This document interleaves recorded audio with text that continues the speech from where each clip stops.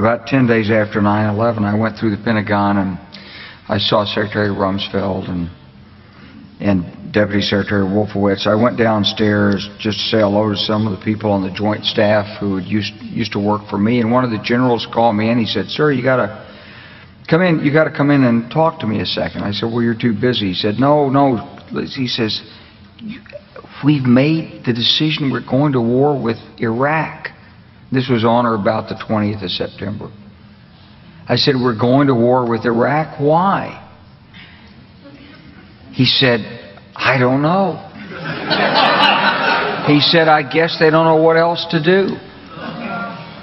So I said, "Well, did they find some information connecting Saddam to Al-Qaeda?" He said, No. He says, "There's nothing new that way. They've just made the decision to go to war with Iraq." He said, "I guess it's like we don't know what to do about terrorists, but we've got a good military and we can take down governments." And he said, "I guess if the only tool you have is a hammer, every problem has to look like a nail." So I came back to see him a few weeks later, and by that time we were bombing in Afghanistan. I said, "Are we still going to war with Iraq?" And he said, "Oh, it's worse than that." He said, he reached over on his desk, he picked up a piece of paper, and he said, I just got this down from upstairs," meaning the Secretary of Defense's office today, and he said, "This is a memo that describes how we're going to take out 7 countries in 5 years, starting with Iraq and then Syria, Lebanon, Libya, Somalia, Sudan, and finishing off Iran." He pulled up a piece of paper off his desk. He said, "I just got this memo from the Secretary of Defense's office that says we're going to attack and destroy the governments in 7 countries in 5 years. We're going to start with Iraq, and then we're going to move to Syria, Lebanon, Libya, Somalia, Sudan, and Iran." I said, 7 countries in 5 years. I said, "Is that a classified memo?" He said, "Yes, sir." I said, "Well, don't show it to me." He was about to show it to me. He said, "Because I want to talk about it." And I sat on this information for a long time, for about 6 or 8 months. I was so stunned by this I couldn't begin to talk about it. And I couldn't believe it would really be true, but that's actually what happened. These people took control of the policy in the United States.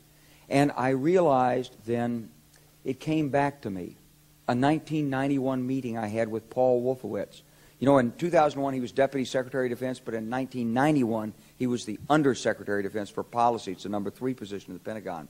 And I said to Paul, I said, and this is 1991, I said, "Mr. Secretary, you must be pretty happy with the performance of the troops in Desert Storm." And he said, "Well, yeah," he said, but not really." He said, "Because the truth is we should have gotten rid of Saddam Hussein, and we didn't." And this was just after the Shia uprising in March of '91, which we had provoked, and then we kept our troops on the sidelines and didn't intervene. And he said, "But one thing we did learn," he said, "we learned that we can use our military in the region, in the Middle East, and the Soviets won't stop us." He said, "And we've got about 5 or 10 years to clean up those old Soviet client regimes, Syria, Iran, Iraq, before the next great superpower comes on to challenge us." It was a pretty stunning thing. You mean the purpose of the military is to start wars and change governments? It's not to sort of deter conflict? We're going to invade countries? And you know, my mind was spinning. And I put that aside. It was like a nugget that you hold on to. This country was taken over by a group of people with a policy coup. Wolfowitz and Cheney and Rumsfeld, and you could name a half-dozen other collaborators from the Project for a New American Century. They wanted us to destabilize the Middle East, turn it upside down, make it under our control. It went back to those comments in 1991. Now, did anybody ever tell you that? Was there a national dialogue on this? Did senators and congressmen stand up and denounce this plan? Was there a full-fledged American debate on it? Absolutely not. And there still isn't. And that's why we're failing in Iraq. Because Iran and Syria know about the plan. All you have to do is read the Weekly Standard and listen to Bill Kristol, and he blabbermouths it all over the world. Richard Pearl the same way. They could hardly wait to finish Iraq so they could move into Syria.